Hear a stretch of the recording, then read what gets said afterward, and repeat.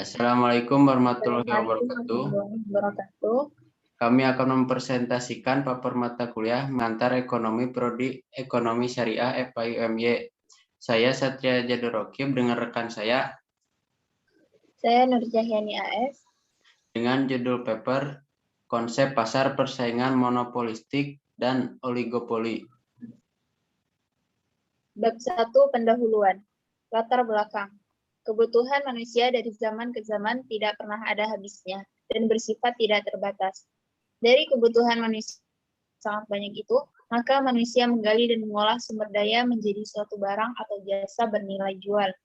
Semakin banyaknya perusahaan atau produsen yang memasarkan berbagai kebutuhan yang diperlukan sebagai sumber pokok manusia, sehingga terbentuknya sistem jual beli yang kita kenal dengan nama pasar. Dengan demikian, pasar dapat diartikan dengan bertemunya penjual dan pembeli untuk mengadakan proses transaksi jual beli.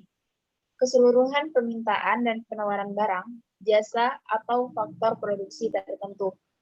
Dalam arti luas, pasar adalah proses di mana pembeli dan penjual saling berinteraksi untuk menentukan atau menetapkan harga jual. Banyaknya mekanisme pasar dapat membuat adanya perbedaan antar produk yang dihasilkan. Yang ingin dijelaskan di sini ialah pasar monopolistik dan oligopoli. Di Indonesia sudah sangat banyak dan mudah bagi produsen untuk memproduksi suatu barang. Dari banyaknya produsen, ada yang membuat produk sama, akan tetapi memiliki beberapa bagian yang berbeda. Rumusan masalah dan tujuan. Dari pendahuluan di atas, kita dapat menarik kesimpulan permasalahannya, yaitu yang pertama, penjelasan mengenai apa itu pasar persaingan monopolistik dan oligopoli. Yang kedua, bagaimana pasar persaingan monopolistik dan oligopoli bisa tercipta. Yang ketiga, apa yang menjadi ciri dan karakternya. Yang keempat, apa kelebihan dan kekurangannya. Yang kelima, contoh pasar persaingan monopolistik dan oligopoli yang ada di Indonesia. Tujuan paper ini dibuat yaitu untuk mengetahui secara teori dan melihat hasil analisa terhadap perkembangan ekonomi Indonesia sesuai perkembangan pasar persaingan monopolistik dan oligopoli. Bab 2 Tinjauan pustaka. Kerangka teori. Perekonomian merupakan salah satu sektor yang paling penting dalam suatu negara. Ekonomi juga menjadi tolak ukur pemerintah dalam membuat kebijakan agar rakyat mencapai kemakmurannya. Pada era sekarang, setiap kegiatan bisnis pasti terjadi persaingan, competition, di antara setiap pelaku usaha. Semakin ketatnya persaingan, maka produsen diharuskan untuk mengerti apa yang dibutuhkan konsumen. Karena pada dasarnya konsumen bukan hanya sekadar membeli dalam bentuk fisik saja, melainkan adanya manfaat dari produk tersebut.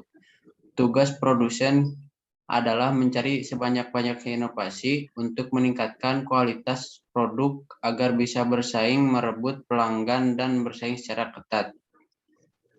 Yang satu, monopolistik. Pasar persaingan monopolistik pada dasarnya adalah pasar yang berbeda di antara dua jenis pasar ekstrim, yaitu di antara pasar persaingan sempurna dan pasar monopolistik. Pasar persaingan monopolistik mempunyai unsur-unsur monopoli serta persaingan. Pasar persaingan monopolistik adalah pasar di mana terdapat cukup banyak produsen yang menghasilkan barang yang berbeda-beda corak. Dalam pasar persaingan monopolistik, jumlah penjual atau produsen dan pembeli cukup banyak, namun tidak sebanyak seperti pada pasar persaingan sempurna. Akan tetapi, pasar persaingan monopolistik masih mempunyai sedikit pengaruh atas harga. Oligopoli. Pasar oligopoli adalah suatu pasar di mana terdapat penjual atau produsen yang saling bersaingan. Tiap-tiap penjual mempunyai pengaruh atas harga barang yang dijual, tetapi pengaruhnya tidak sebesar seperti dalam hal monopoli. Penjual atau produsen saling tergantung. Artinya, perubahan harga ataupun jumlah yang dilancarkan oleh satu perusahaan akan mempengaruhi perusahaan lain. Karena itu, setiap kebijakan yang dilakukan oleh suatu perusahaan harus betul-betul dipertimbangkan pengaruhnya terhadap perusahaan lain. Oleh karenanya, masing-masing perusahaan akan saling mengalahkan. Karena hanya terdapat beberapa penjual, masing-masing penjual mempunyai pengaruh terhadap harga. Cara yang biasa ditempuh untuk menguasai atau menarik konsumen adalah dengan memakai merek-merek tertentu terhadap barang-barang yang dijual. Kebanyakan konsumen sudah terikat pada satu merek barang tertentu. Sulit untuk melepaskan mereka. Sebagai contoh, BAT dengan merek Commodore dan Paroka dengan merek Kansas. Penyebab utama terbentuknya sistem secara oligopoli, keberhasilan mengelola perusahaan, sehingga memberi dampak pada skala ekonomi yang efisiensi, dan berhasilnya promosi dalam jangka panjang akan mengaruhi pangsa pasar. Bab 3, pembahasan. Perusahaan merupakan tempat utama dilangsungkannya produksi. Produsen harus pintar dalam memilih dan melihat keadaan sekitar untuk dijadikan bahan inovasi, agar usahanya tetap bertahan dan meningkatkan keuntungan perusahaan. Melakukan inovasi unggul yang sesuai dengan zamannya.